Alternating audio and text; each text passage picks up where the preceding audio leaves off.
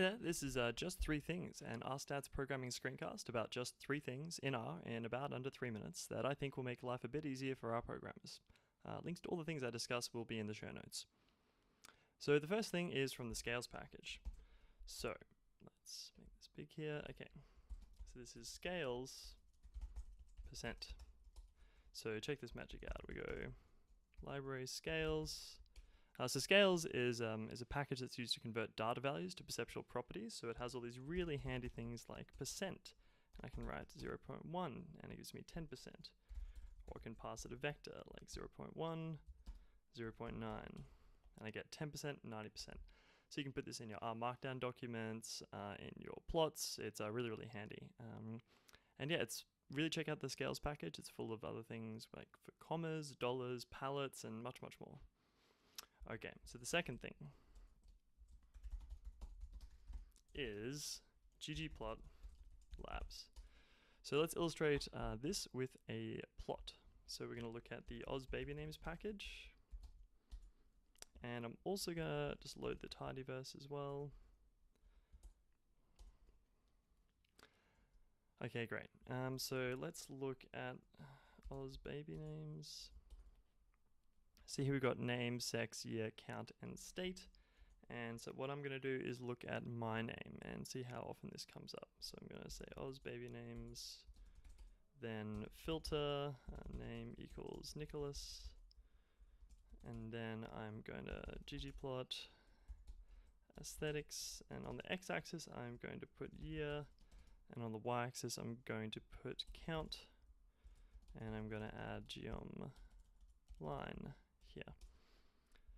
Okay, so that's pretty good, count and year, but let's dapper this up a bit with some labs. So I'm going to say x equals year with a capital, y equals count of the names.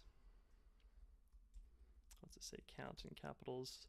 So that looks a bit better, but let's make this really good. And I'm going to add a title and say the number of times Nicholas occurs in Australia. And I'm just going to put Nicholas in single quotes, so that works. And then I'm going to say subtitle equals from 1950 to 2017. And we run that, we get a title and a subtitle, and these are our x and y axis. So that's something that's just worth knowing about, and I think it's really neat. So I'm just going to save this here inside episode 1. The third thing is actually for packages. So I'm going to go to my package called UK Police for getting police data from the UK. And there's a really neat feature in DevTools called spell check. So we run DevTools spell check. And this will tell me the words that it thinks has spelling mistakes. So things like unlist or unlist, even words like Wikipedia and so on. And so obviously there are some R-specific words like Tibble. So not all of these words are words that I wanted to pick up on. And we can help change that by adding a words list using the use this package. And we can say use this, use spell check. And so this adds a words list of all of the words that are currently misspelt that it has picked up. And it says, do you want to update all of these? I'm going to say yes. So it says, hey, I've added 38 and removed 0 words. And now anytime we run DevTools check, it's going to trigger a spell check. So it'll help me stay on top of my spelling game.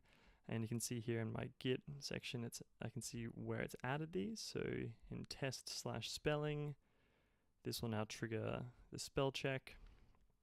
And in the inst directory, there's this words list here. So I'm actually going to edit this just to get rid of a few of these words. So like associate, it's probably a spelling mistake. Categories, data BSE. So I'm just going to remove those. And yes, this helps you stay on top of your spelling game. So just remember to use this with caution. The words list here, you will need to maintain that. And that's it. That's just 3 things. Thanks for watching.